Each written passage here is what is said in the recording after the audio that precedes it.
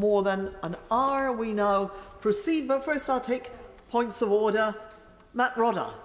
Thank you, Madam Deputy Speaker. Madam Deputy Speaker, earlier this week the government published a written statement as a response to the consultation on its white paper on artificial intelligence. However, this statement was very limited in detail. This is in stark contrast to both the US and the EU, both of which have set out clear responses to the challenges and opportunities of AI. Madam Deputy Speaker, the government's written response failed to set out the full scale of the opportunities to use AI in areas like medicine, and it also failed to tackle concerns about safety, such as those raised recently about deep fakes. So, Madam Deputy Speaker, could you advise me how members and how I can ask ministers to explain this very limited response and what opportunities there might be for us to raise this matter in the House? Well, yes, I can advise the honourable gentleman, but he doesn't have to raise that matter here on the floor with the occupant of the chair in order to get this advice, because we have excellent clerks in the table office, in the vote office, etc., who would happily give him this advice. I can say to him that he can submit an urgent question, he can apply for an adjournment debate, or he can put down a question to the relevant minister. And I'm quite sure that he will get further answers to his questions. Point of order, Mr. Lawton.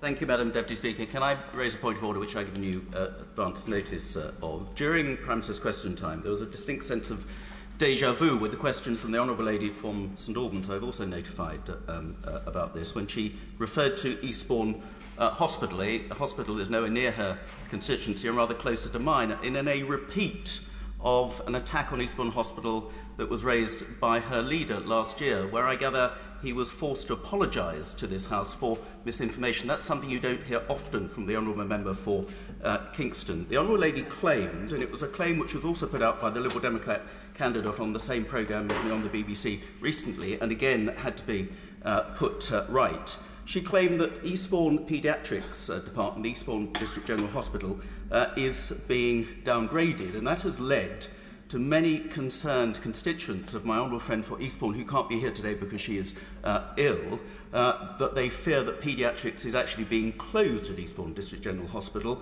and patients would have to go a long way to the Conquest Hospital. None of that is remotely true.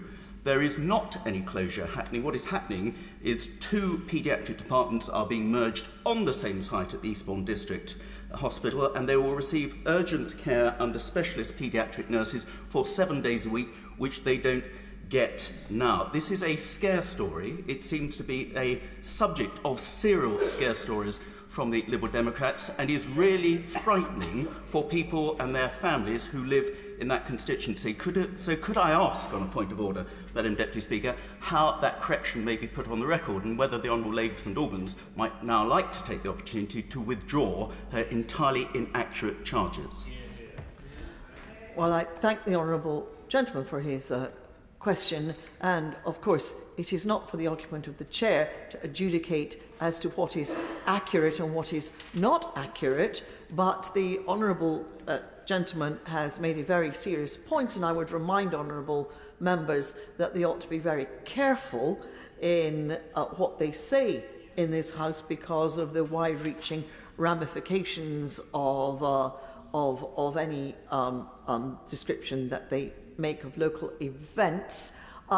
It seems to me that the Honourable Lady for St Albans would like to make a point further to that point of order. I will certainly allow her to do so. Thank you, Madam Deputy Speaker. I'm very grateful for the opportunity to respond to that particular request. The Honourable Member for East Worthing and Shoreham will be acutely aware that I am the Health and Social Care spokesperson for the Liberal Democrats and that I've raised questions about hospitals around the country on at least 16, 17, possibly even 18 times now. And obviously my concern is about NHS and hospital services more broadly. I'm sure the Honourable Member will also be aware that at a hearing of the relevant County Council's Health and Scrutiny Committee in December, the local trust was quoted as saying, "We are substituting a consultant for an advanced nurse practitioner. It might be that the advanced nurse practitioners take a more cautious approach and sends more children over to Hastings than a senior consultant. Madam Deputy Speaker, if there was no reason for concern, I wonder why it was that the cross-party Health and Oversight Scrutiny Committee have voted unanimously for a pause, and if there was nothing to worry about, I would wonder why it is that the Honourable Member for Eastbourne herself has actually followed the lead of campaigners by also calling for a call-in. It seems to me that there are concerns from local residents and they want those to be heard in this chamber. Well, I thank the Honourable Lady for her response to the Honourable Gentleman's point of order, but as I said earlier, it is not for me, it is not for the occupant of the chair to adjudicate between different interpretations of facts. But I'm grateful to the Honourable Lady for taking the opportunity to put her point to the House. I quite understand the point made by the Honourable Gentleman, and I am sure there will be further opportunities, hopefully in the near future, for them to discuss this matter in a reasonable way across the floor of the House. But I do reiterate that it's very important that facts which are presented here in the chamber are accurate when they are presented. Thank you.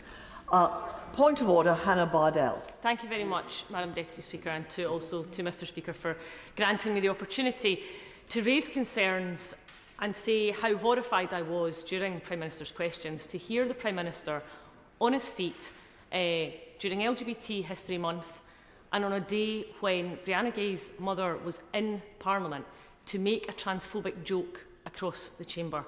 We come to this place as elected representatives to improve the condition of others, do we not? And at a time when the trans community are facing unprecedented attacks from people in this place, from people in the other place, and from the media, it is incumbent upon us all to reflect on our language, on how we approach these issues and how we talk about the trans and non-binary community. And I think, and I hope she will guide me in how we can make sure the Prime Minister apologises. He was given the opportunity towards the end of Prime Minister's questions and refused. But whether she can encourage him with her good offices to take the opportunity to come back to the chamber to apologise for those remarks and to remove them from the record, because they do not reflect, I believe, the majority of the views of the people in this place who want to respect the trans and non-binary community and make it better and easier for them to live their lives in safety instead of in what is becoming increasingly a hostile environment. Yeah. Well, I appreciate the point that the Honourable Lady has made, but it is so often necessary for the Speaker or for the Deputy Speakers to say after Prime Minister's questions that points of order are not designed to continue the arguments of Prime Minister's questions. The Prime Minister and the Leader of the Opposition, and indeed all members, are here for the time that the Prime Minister is here, and very, very often, indeed almost always, members on this side of the House will disagree with what the Prime Minister has said. It's not for me to adjudicate, nor indeed to require him to say anything different. I will say, however, that the Honourable Lady touches upon a very sensitive subject, and I understand that the mother of the tragically murdered teenager Brianna Gay was present this afternoon.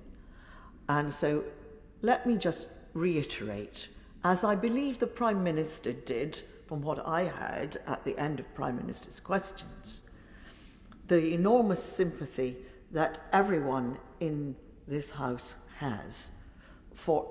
Look, the Honourable Lady is nodding her head. Just let me finish, please. It's not for me to say what the Prime Minister said or didn't say. I am saying, not that Honourable Lady, the Honourable Lady next to her. On behalf of the whole House, I reiterate our enormous sympathy and indeed admiration for Brianna Gay's mother for the way in which she has conducted her public profile over this last very tragic time for her and her family. And that is the reflection that this House ought to give, that when a tragedy has occurred, that we ought to show sympathy and understanding and not always make political.